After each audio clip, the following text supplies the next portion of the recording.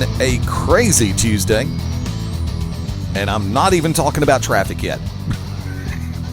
I live in Birmingham, Alabama. Traffic is not supposed to be that horrible unless it's Alabama and Auburn football or a Talladega weekend. Kinda, sorta. Live from Studio One in a multiple location station. Yes, we're back live on a Tuesday night. Thank you, Alagasco and Charter. All of the above. Beyond Ringside, back to basics on this 31st day of May. Getting ready to put the wraps on May month. A lot of great days, a lot of questionable days. I'll give everybody the breakdown in case you didn't catch it on BR Live this past Sunday. Short version was, last week, Alagasco and one of their contractors doing work in the neighborhood of Studio One. 811 called, marked everything. There's more colors of spray paint running through our neighborhood and on the street and in the yards than I've got active brain cells. But lo and behold, a backhoe decided to snap our main feeder line. So for almost 72 hours, no television, no internet, no landline here at Studio One. Fortunately, Charter's folks were very responsive the third time I spoke to them. Keyword 3. No relation to Britney Spears. Thank God. I like what's left of my hair where it is. I'm not going to shave it for no reason.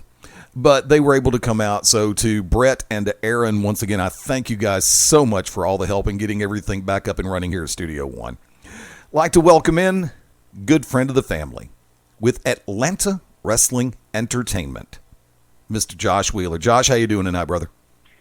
I'm doing good. Chaos is something that you and I seem to operate on a very, very wide scale, isn't it? Oh, Jesus. You weren't in the last, few shows, man. AWE, let's just say that.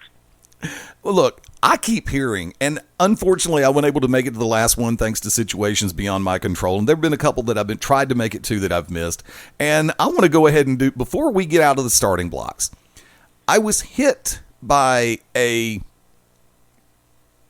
friend, colleague, so to speak, and no, it's not who you're thinking, asking if there was any heat between Beyond Ringside Sports Radio and Atlanta Wrestling Entertainment because we haven't done that much crossover over the last few weeks or almost couple of months.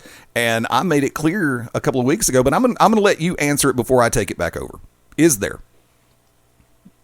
I was just on your show a month ago. There you go. No, and the question was brought up. It's like, well, I thought you were supposed to be there. It's like, yes, but a situation came up that I had no control over, and Josh knew this. Yeah, and you text me, and you said, hey, I can't make it. I was like, okay, cool, maybe next time. And then we correspond via text all the time. I think we just had a text message last week about business. I know. Yeah. But some people don't quite get it. But you know what? This is an issue that, is constantly coming up. I found the other day that, one of the, inner circle and our photographer lady was, being told that I was mad at her, and I was like, why would I tell someone I'm mad at you and not just tell you I'm mad at you? Exactly. But there wasn't even to it. I was like, where is this stuff coming from? And this stuff is always, coming up and coming out, and it's just, worry about yourselves, people. No, like I said, I went to a full detail this past weekend on BR Live, but I wanted, one of the things in particular, I wanted it to come from both of us at the same time. It's like, there's always been a great working relationship between myself and Josh. There's always been a great working relationship between Beyond Ringside Sports Radio and Atlanta Wrestling Entertainment. And when situations prevail, hell yeah. And matter of fact, I have not divulged the content of our conversation from a couple of weeks ago publicly. I've hinted, but I haven't really said anything out point blank. Right, and it's still a work in progress. I mean, everything we're doing is a work in progress because we're not new anymore. I mean, let's be honest. It's 24 months now, but we're still learning. I am still learning how to manage a business. Let's not even call it a wrestling promotion. This is a business in a sense where it's we're trying to do things a little bit differently and actually create something that's going to stand the test of time. And that's not an easy thing to do, especially when we're running as many shows as we are. Sure, I could dial it down and do one show a month, and it could be my hobby, but why do I want to be like everybody else? Exactly. I understand the concept on that one. And I'm going to sit back and say this. Point blank, I've always been intrigued by some of the titles that you give the shows. Just like people get intrigued when I load up the pot. What is he going to call it this week? And Right. I've never asked you, but I'm going to ask you now. Of course, this weekend, June 5th, at the famous pub on North Druid Hills Road, follow the White Rabbit 3. How did you originally come up with the name for the show? Okay, so basically, the Inner Circle is a bunch of comic book, movies, TV show. We're all nerds. Okay, we're all in a sense some form of a nerd. My baseball nerdism is probably greater than my comic book nerdism, but then other people's comic book nerdism is bigger than that. But at the end of the day, we all have things that we enjoy, and we always name shows after things that we enjoy. Right. We are all fans of The Matrix. And there's actually a funny correspondence on it. If you look at every Follow the White Rabbit show we've had so far, they've all followed larger corporate wrestling shows coming to our town. Right. So the theme is the machines are coming to take our thing, and we're just trying to get you to open your mind and realize that maybe there is another world. And this is something that you and I have said for the longest time. There is another world out there. And look, it doesn't all have to be cookie cutter. It doesn't all have to be the same thing. We've worked together on a number of different occasions, whether it be in front of the cameras, behind the scenes, on the microphone, in short talk in the office or at the bar. Yes. And lo and behold, you know that I work with 2 other promotions, and all 3, and I consider all 3 of y'all to be family. And all 3 promotions run a little bit differently. And that's something that I have tried to impress upon people. It doesn't always have to be the same thing. It doesn't always have to be the same formula. It doesn't always have to be cookie cutter or Xerox carbon copies. Which is exactly what we've been preaching for the past 2 years, is we're not okay, do we follow a certain formula to a certain extent? Probably so. But at the same time, it's we're doing a season format. Well, that's totally new. I think the only other companies that do season formats are Chikara and maybe Lucha Underground. I guess you can consider the season exactly a TV show. And then we are naming every show, and we are doing a larger form narratives that are not just wrestling storylines. These are narratives. We're really showing the world that, hey, wrestling is something so much different. And I was actually doing an interview yesterday with the other thing that I can't name the name of the blog just yet because I don't remember the name of the blog. But basically, we know what we are. There's no pretentious we're not pretending. We know what we are. Our fan base knows what we are. We're not playing around and saying we're pro wrestling. We're gonna kick your butt.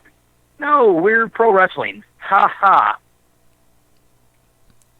There's that ironic laughter. Look at the name of the show. What is real? Follow the White Rabbit 3, what is real? You and I both know, we've been in this business a long time, we've been involved in this business in some way, shape, or form since we were little children watching it. What's the first thing someone says about pro wrestling when you tell them that you're a fan? They use that F word. Well, you know it's fake, is it? We're asking that question, what is real? And this is where I counter that very quickly. The athleticism is real. The emotion turns real. And the athleticism in our industry, which has continued to escalate over the years. I mean, remember, I first started training in '84, and that's one thing. But to see kids training, and I use that word very loosely, to see people training nowadays is a slightly different ballgame. There are traditional methods that are still being utilized, but there's other stuff that's in play that wasn't being done, and I wish it was back in '84 and '85 when I was first training. But the thing about it is, the styles are so diverse in this day and time as opposed to 30 years ago. And you know what? And I'm glad you brought this up because I'm sure we're going to get on this because we always talk about stuff like this. But you saw the controversy all weekend long about some match in Japan. And all I got to say, and this is a question that I've asked, and I'll ask it continuously, that match to me, in my opinion, is the direct evolution of the matches that we saw in 1982 between Dynamite Kid and Tiger Mask. Right. It's just the evolution. If you watch Guerrero and Benoit from 1994 at the Best of Super Juniors, or maybe it was 95, but anyway, the year I might be a little off on, but you watch how they wrestled, you watch how Dynamite and Tiger Mask wrestled, this is just the next evolution. Right. I think Regal put it best. They were doing cartwheels in matches. I mean, Johnny Saint and those guys at World of Sport were doing some crazy stuff in 1973. Although I think the one that... Go ahead. Go ahead. I mean, it's just, it befuddles my mind why everybody is so, well, this is how it's got to be. Well, maybe it has to be that way in 1981, but this is 2016. It's no longer like that. The Vince McMahon, of all people, the supreme dictator of the entire industry, pulled the veil over everyone's eyes 16 years ago, and he pretty much told you, it's a freaking show. Get over it. And we're supposed to then just sit there and say, huh? Like, if he's the worldwide leader, shouldn't we listen to what he said? Sometimes yes and sometimes no, because there's times when he's been spot on and times when he's blown it. It's true, but at the beginning of the WWE Network, every time you turn on a video, the first disclaimer is these are fictional characters. They do not result in anything corporate, WWE, or the people that portray them. Oh, it makes me remember back to a couple of years ago when Zeb Coulter was really riding high on a cloud along with Jack Swagger, the Real Americans bit, and they called out Glenn Beck. And you saw that, right? Yes. Yeah, I mean, that was the thing of beauty in my book, but there went kayfabe for the 93rd time that minute. and oh my God, one of the greatest legends of the history of this business, Dutch Mantel. Yes. Zeb Coulter pulled the wool over, turned the green screen off, turned the cameras off, and said, "Hey man, we're just acting." And that killed the business way more than Will Ospreay and Ricochet. But no one complained about that. They all tongue-in-cheek, smile, laugh, and WWE got us again. Hardy har har. Get over yourselves. Stop making it something that's not. Just have fun. Like that's actually become our catchphrase now. Just have fun. It's wrestling. Like if you're really going to take wrestling that seriously, which we do because we're in the business in a sense, then obviously you're not paying attention to what wrestling actually is. Wrestling is the sport of gods, the sport of kings, but it's also one of the most diverse forms of entertainment that has ever been out there. Even more so than your traditional 30 or 60 situation comedy or situation tragedy or whatever. We make reality TV look like child's play because the fact that we've learned good workers in this industry, and correct me if you think I'm wrong, good workers and great workers in this industry, the sport, the business of professional wrestling, can find a way to take you on a roller coaster ride of emotions, to the highest mountain, to the deepest valley, to the brightest smiles, to making you want to shed a tear depending on a circumstance. That's what it's all about. All we want. Yeah. At the end of the day, that's all we want. We just want the wrestlers in the ring on that canvas to convey something, a story, an emotion, an athletic maneuver, whatever it may be, to make someone in the crowd go, oh my God, or to make the smartest of smart fan sit there and say, was that a work or a shoot? I don't know. Either that or I love to hear that type of person go, wow. To me, when you can get somebody who is the most tried and true, hardened up, put whatever words you want in there, to make them go, wow. That's when you know you got them. Yes. Like, I think back to this same time period in June of 2011. God, oh my God, it's been 5 years. 5 years ago, CM Punk sat in his style on a stage, and he said what he felt. And everybody, from Jim Rome to Good Morning America to every wrestling fan in the world was like, was this a work or a shoot? Was this real? What the heck just happened? Did he go off script? Oh my goodness, they cut his mic. That had to have been real. Nobody knew what any of it was, and it turned out to be one of the greatest pay-per-views and blow-offs in the history of professional wrestling 5 years ago. Yeah. We still talk about it to this day. That's the beauty of this sport, of this entertainment, when it's done right. Right. And I feel that in Atlanta, for the past 2 years, nobody has done it better, longer, and more in those 2 years. You know, I've got to sit back, and I'm going to shift topics for a hot second. What is one of the main, and this is me to you, And everybody listening, by the way, of course, thank you for joining us on Back to Basics on this Tuesday night. We are 25 after on the live edition. If you're catching us on replay, don't look at your watch like it's on crack, okay? Really, I'm talking to you like we're live right now, even though some of you are listening later. What is one of your primary criteria when you consider the idea of bringing in someone new? Are we talking new like star, or are we talking like new just talent? Okay, let's go new star first. Okay, so case in point, June 19th, we're going to Joey Ryan and Candice LeRae. A lot of people are like, I can't believe you're bringing them to Georgia. They're not going to draw. They're not going to do this. They're going to do that.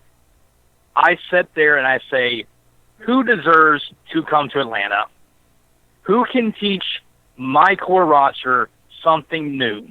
Who can see my core roster and be like, these guys are good. There's something really special in Atlanta.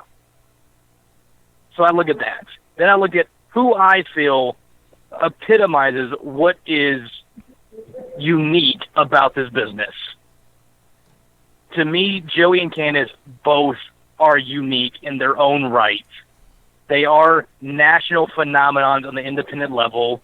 Joey is taking something so gratuitous and just ridiculous and making so much money from it. How can a business based upon carny instincts not applaud what he's doing? Candice, on the other hand, has taken the women's wrestling revolution to the next level. She was the first intergender wrestler. Yes, we've had Kimberly in, but Candice LeRae was the first one. I know China technically did it, but Candice was the first one at the independent level back in 2013, even before then, if you want to go really deep into PWG history, that really made intergender wrestling a draw on the indie scene. Right. And I think having them in a tag team tournament to crown our first champions was a no-brainer. I think bringing in guys like Ciampa and Gargano, and 2 years ago we brought in Galloway, and then we brought in Tommy Dreamer, we brought in Sabu. We try to bring in guys that you're not going to see at your traditional show in the South. No offense to anybody bringing Ken Anderson or bringing in Chavo Guerrero or bringing in, what other legend off WBTV you may bring in. I'm sure some people are going to bring in Hornswoggle or Damien Sandow or maybe even Cody Rhodes. I don't even know. But we just want to do something a little bit different. And we want to do it for an audience that reads Rolling Stone, an audience that keeps up with the viral videos. We're catering to millennials. And we're not going to say, we're not doing that. We are doing that. We've been doing it since day one. We know who we are. And if we can get enough 21 to 40-year-olds to come in and drink beer and AWE Kool-Aid at our bar, we really do not care about anyone else. I know that sounds really, really bad, but that's who we cater to first. But the thing about it is, and this is where I got to jump in, because if you can catch that demo to which you speak, the people that are so heavily into social media, now here is where I apply the base law of logic for conversation. Normally, these are people that if you hit that stride and make that impression, they're going to turn around and tell all their friends. Yes. Now, once again, under normal circumstances. Now, you brought up something to which I've got to play devil's advocate here, because you brought up the concept of, and I'm going to use the three words that you absolutely abhor, traditional Southern wrestling. It's fine. I have to bring these two names into play, and they are going to be in Atlanta at Famous Pub this coming Sunday, and that is a 4 p.m. start time, right? 4 p.m. June 5th is the date, yes, and okay. It's the day after NXT. Let's not forget, we have a show the day after NXT, and if you watch NXT, what is their main demographic? Same thing yours is. I don't see Jim Bob and George, drinking their moonshine front row with Granny at an NXT show. I could be wrong, but I've yet to see that. If they had moonshine at an NXT show, I would buy us a jar, dude. Each, well, not the same jar, but we'd have separate jars. But yeah, just had fun with that one. But you get what I'm saying. Corey Hollis and John Schuyler, tremendous in-ring talent. I've watched these guys even before, and I've worked with Corey for a number of years. Great in-ring talent, great hand. John Schuyler continues to impress, and I am so looking forward to this coming Sunday as they take on Do or Die Chip Day and the Urban Legend Murder One. And and again, you're right. Those guys, to a lot of people, are traditional Southern wrestlers, but you know what they are to a whole different audience?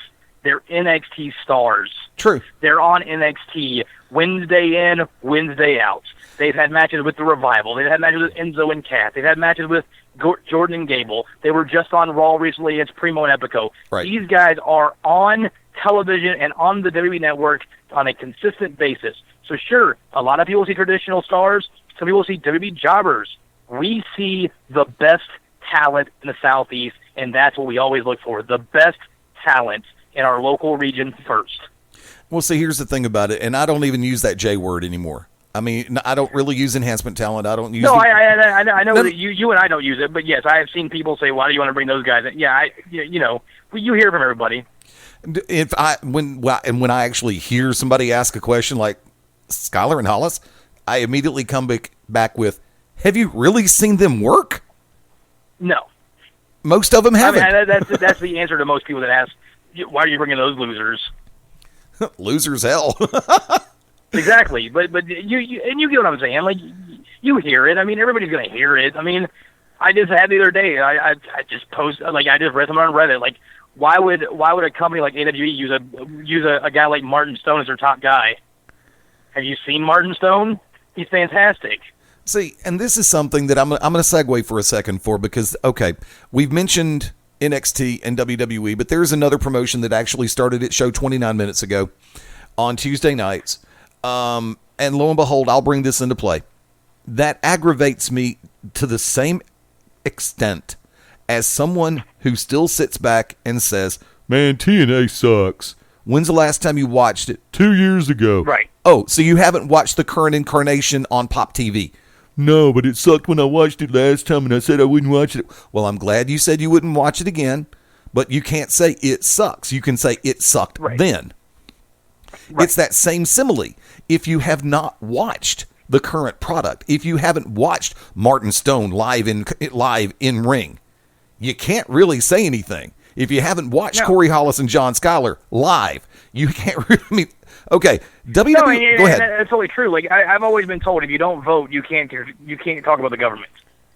I feel like this should apply to pro wrestling. Like, if you've not watched so and so, or you haven't seen the product, or you haven't done this, or you haven't been to a live show, or whatever, you really can't critique it. You're just going on hearsay or your own opinion or some say in the Fox News vein. You're just kind of like regurgitating something you've heard from somebody else. You're not actually speaking facts. If you've not watched the product, if you really want to bash AWE and you haven't went to a show or haven't went to a YouTube channel, go to Smart Mark Video for $9.99. Get that VOD, a show of the year, and then tell me you still think we suck. They won't be able to do it. And if you come at me and you say, "Here's my receipt, I ordered show of the year, and I thought it sucked," I will give you your money back on that video. And how many times have you had to do that? Nobody's ever asked for a money back guarantee at shows. Every show we do, we offer a money back guarantee. You buy a ticket in advance, and you come to the show, and you watch that show, and you come up to me at the end of the show and say, "I didn't like this show because B, B, B, C, D, D, E, G, G," whatever your reasoning is, as long as it's not booking related, I will give you your money back. Because if you're mad about something booking related, guess what, kids? You still believe. There you go. Let's take a look at it this coming Sunday, June 5th, 4 p.m. Eastern Time at the famous pub, North Druid Hills Road in Atlanta, Georgia. Atlanta Wrestling Entertainment proudly presents Follow the White Rabbit 3, What is Real? There's a question mark there, but I'd prefer to use a period and an exclamation point at the same time. You can use all of them if you want to. There you go. Just be careful about your use of the colon. That could be in a really messy situation. There you go. All right. The being of unspeakable horror, as I've heard him called, the No Pain Train, Iceberg, steps into the AWE ring once again to face off against Trip Cassidy. Josh? Hierarchies versus Carnies. It's getting out of hand. I've actually had a ban Team IOU from the venue, and I've actually told the rest of the hierarchy that if they touch Trip Cassidy in any way, shape, or form outside of the Iceberg, then there will be repercussions come the tag team tournament. I'm looking. Hopefully they'll follow what I've said. Hopefully, but remember, this is the hierarchy. It's true, and it's the Carnies too, and Priscilla Kelly will be in the building as well. So even though it's still like 4-on-2, there you never know. And then I honestly, I'll be real with you. I don't know what other Carnies there are. Carrie Awful has told me legitimately there's more of us. So whatever that means. I'll bring out this statement and I'll go ahead and play off the title. You never know how deep the rabbit hole really runs. There you go. Aaron Epic taking on Owen Knight. I'm going to start off by saying this one. I have not seen these two go at it one-on-one before in person. I'm really looking forward to the prospect of this coming Sunday to watch them go one-on-one. This is a first-time ever matchup, and not only that, it's a very important matchup in the championship ranking system top 15. Epic is number 2 right now, right behind David Starr, and Owen Knight, I believe, is 4th, right behind Siler Cross. A victory for either one of these guys moves them. It keeps Epic right up there, right behind David. But if Owen can pull the upset, it could actually, he could jump 2 guys and be next in line for title shot. And that's what it's all, when it all is said and done, that's all that matters is, do you get an opportunity to face a champion on a day? The product, David Starr versus Adrian Armour. This is another match that I'm going to sit back and say I'm going to use my favorite 2-word phrase on this one. Don't blink. That's true. Just a month ago at Fish and Grits, they had a 28-plus minute matchup. David Starr barely beat Adrian Armour. This Sunday, Adrian Armour has to pin David Starr in 15 minutes, or submit him in 15 minutes to take the number 1 contendership from David. If it goes over 15 minutes, David Starr retains the number 1 contendership, but Adrian Armour could get some CRS points, and he's right in that top 10 as well. So a lot of interesting things with the way the CRS works. There's a blog on it if you want to read more about it on our website. If not, I guess if you want me to, I can explain it to you right now. Yeah, go ahead.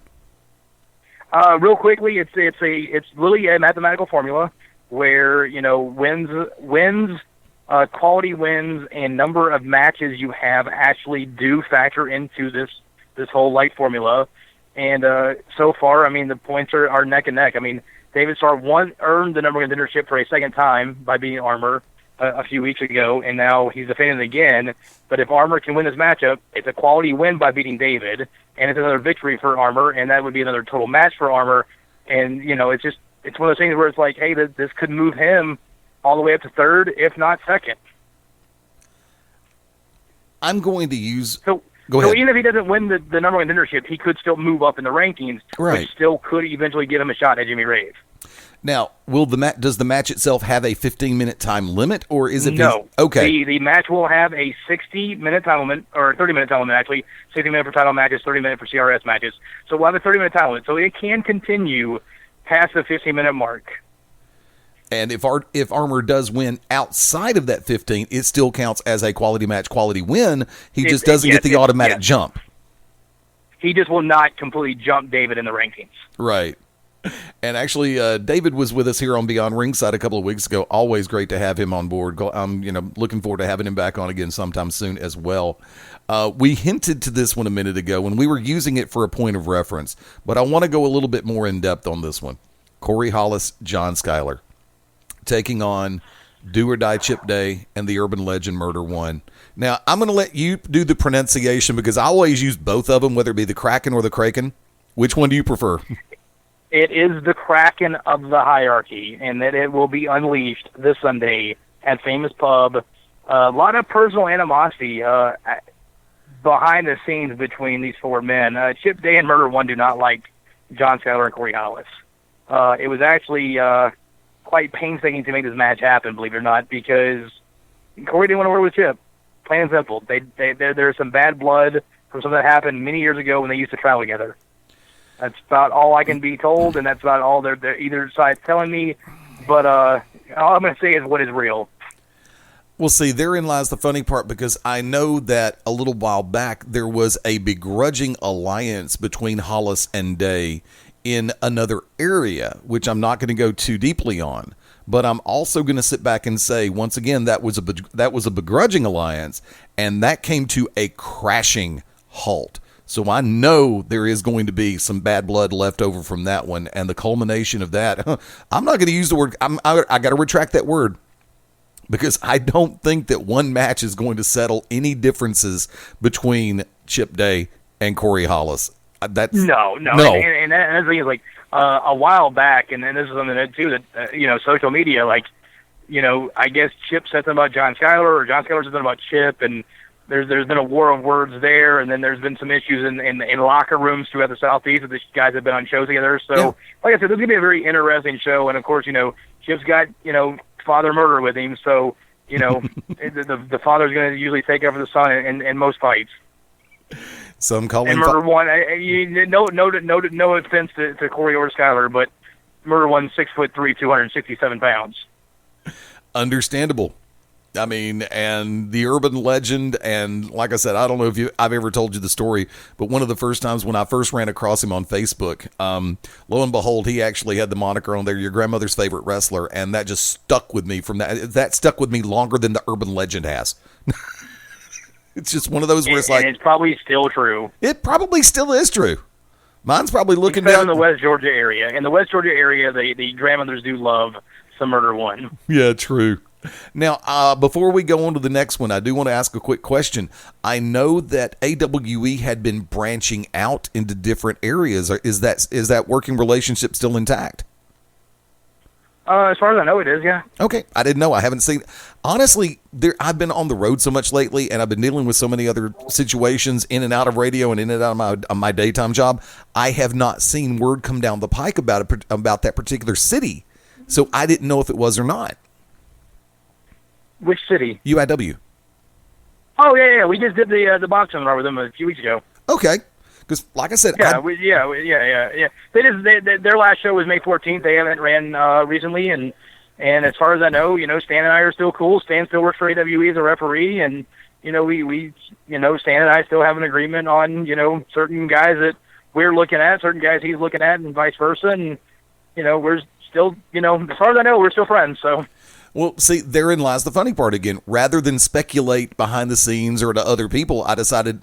Just ask me. I'm going to ask you while I've got you here. Seriously, I'm the easiest person. And this is actually probably a detriment to myself sometimes. I am literally one of the easiest promoters to get into. At Josh Von Wheeler on Twitter. Yeah. If you want to go right to the horse's mouth, please go right to the horse's mouth. Just like the other day, Larry Gilman was hearing this rumor that I was about to quit the wrestling business, and I'm like, where did this come from? And he wouldn't tell me, but I'm like, Larry, somebody fed you some misinformation, or someone's read something wrong, or someone's being worked. I have to ask the question before we go any further, and I know this is a little off topic. Wasn't it Goodman that originally started the gimmick about Kool-Aid drinkers? Yes. Okay. Has he asked for the cut of the T-shirt yet? Nope. There's not much you can do. The fans read his report. They said, okay, we're Kool-Aid drinkers. Let's start selling AWE Kool-Aid at the bar, and let's start making T-shirts and logos with it. We're okay with that. Now, I know that you had one run on the AWE Kool-Aid T-shirts. Is there plans for another run? There is plans for another one, and I will divulge more of that in the next few weeks. But I can definitely say that we will be fully gimmicked if we do release some more T-shirts. I want the scoop. That's all I can say. You will get the scoop. I should have some headway on that probably today or tomorrow. So let's come back to it real quick. Martin Stone, Tommaso Ciampa, 1-on-1 oh, man. This Sunday, June 5th at the famous pub. Before my phone battery dies, because I hear it's starting to get ready to go, were you at Homegrown? I don't remember. I know it was at the last. You were at Homegrown. Yeah, I was there. Okay, yeah, it was famous pub. Yeah, you were there. Yes. The big event in April. I believe no April. I didn't make. Yeah, you made Almost Famous. You did not make Homegrown. Almost Famous, right? What shows you've been at. Right. Almost Famous. I was at. So yes, Homegrown, April 17th. We had 11 huge matches and 3 pre-show matches. Probably had too many matches, but that's another thing for another day. Truth be told, Ciampa and Stone beat the living dog manure out of each other. It was one of the most physical, intense, and comedic fights I've ever seen in my entire life. The two guys traded blows like two prized fighters. And Martin Stone caught him in a submission hold, and Tommaso Ciampa tapped out.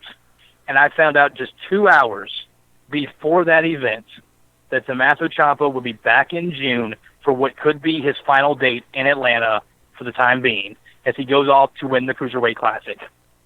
And Ciampa said, if I lose this match, Josh, I want a rematch. And if I win this match, I want the championship.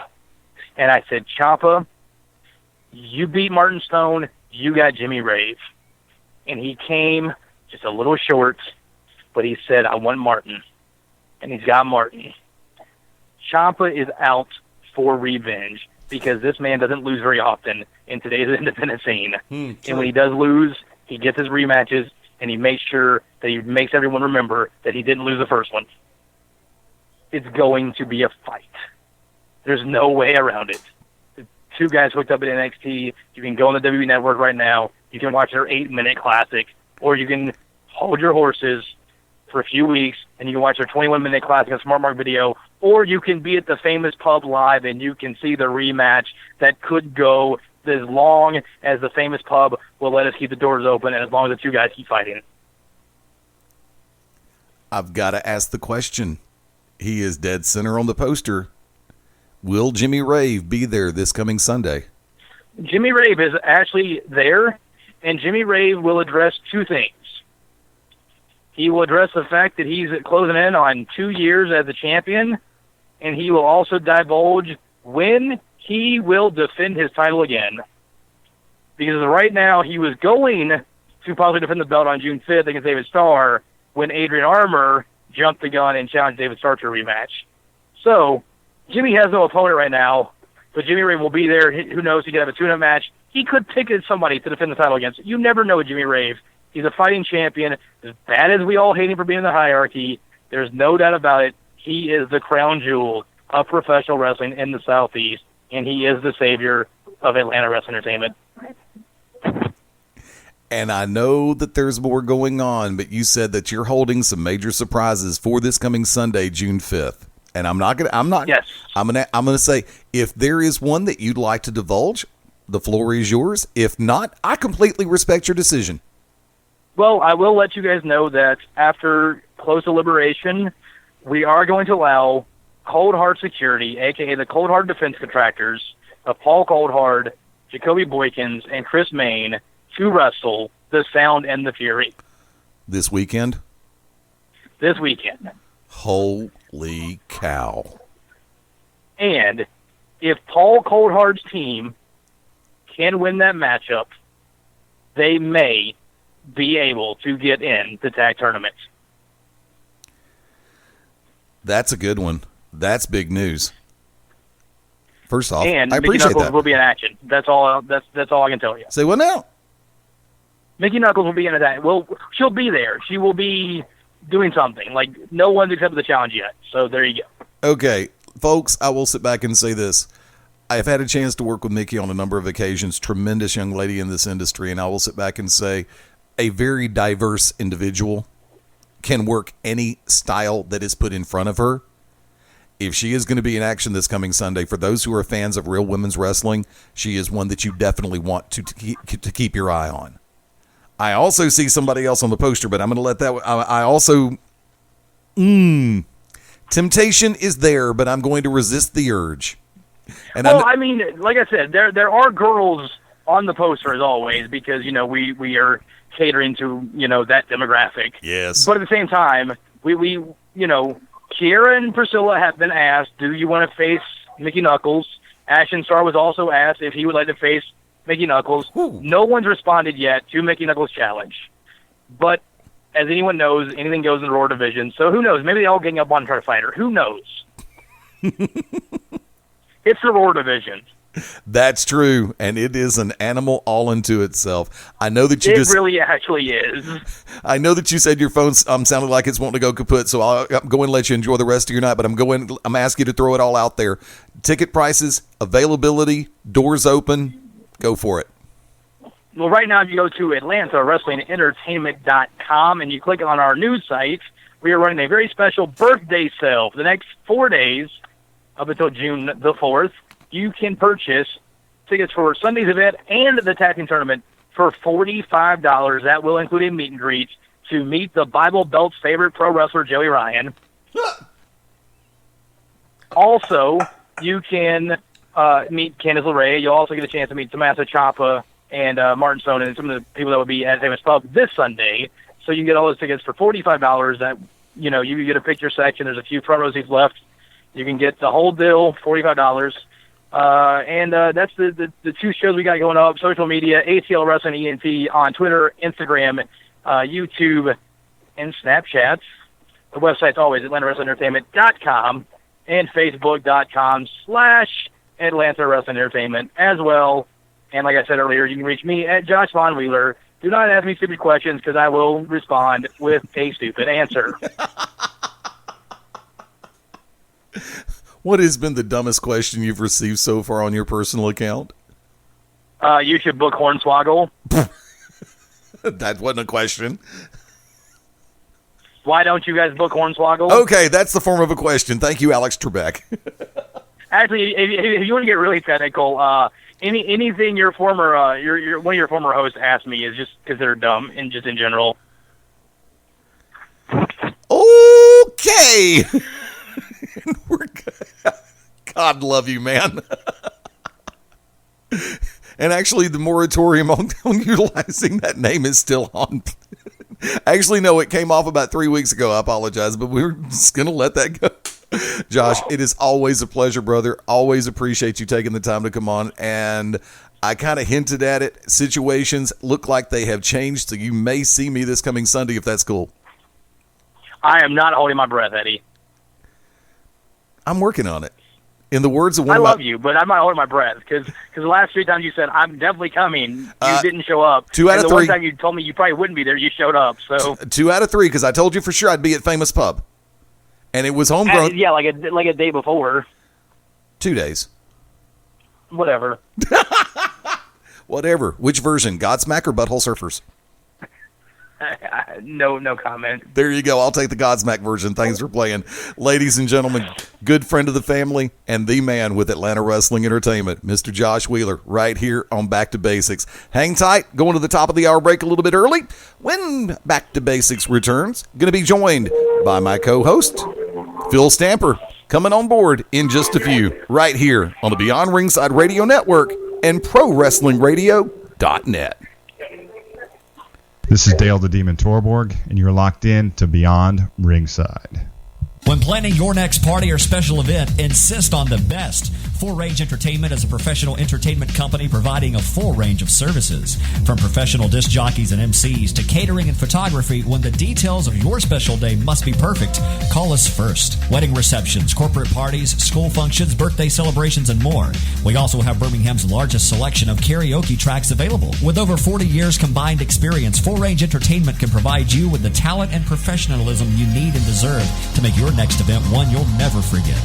For more information on the full range of services we offer, call 533-HITS. That's 533-HITS. Or check us out on our website at fullrangeentertainment.com. This is Merciless Ray Mercer, Olympic gold medalist and board member of Find the Dream, and you're locked into Beyond Ringside. Sunday nights at 11 p.m. Eastern here on BeyondRingside.com. Join us for the Midnight Black Mass. Myself, the Reverend Dan Wilson, brings you the dark gospel of professional wrestling, uncensored, unedited, uncut, and not for the faint of heart. You can find out more about us at youtube.com/pottyhumor or subscribe at Potty Humor on iTunes and Stitcher today. Howdy, friends. This is the Magic City Motor Mouth, Fast Eddie Layne, with your invitation to join yours truly, along with Mark Mabo Bowman and the Oracle of Ominous, the Wicked Nemesis, every Sunday night, 6:30 p.m. Eastern, 3:30 p.m. Pacific, for Beyond Ringside Live. Wrestling, mixed martial arts, sports talk, and a whole lot more. Keep your eyes open on BeyondRingside.com for all of upcoming show information, and of course, catch us on social media as well. Until then, we'll see you this Sunday, 6:30 Eastern, for Beyond Ringside Live on the Beyond Ringside Radio Network. This is Danny Cage from the world famous Monster Factory, and you're locked in to Beyond Ringside. This is the seven-figure deal Ace Rockwell, and as long as Wicked Nemesis isn't on the show, please listen. You're locked in to Beyond Ringside.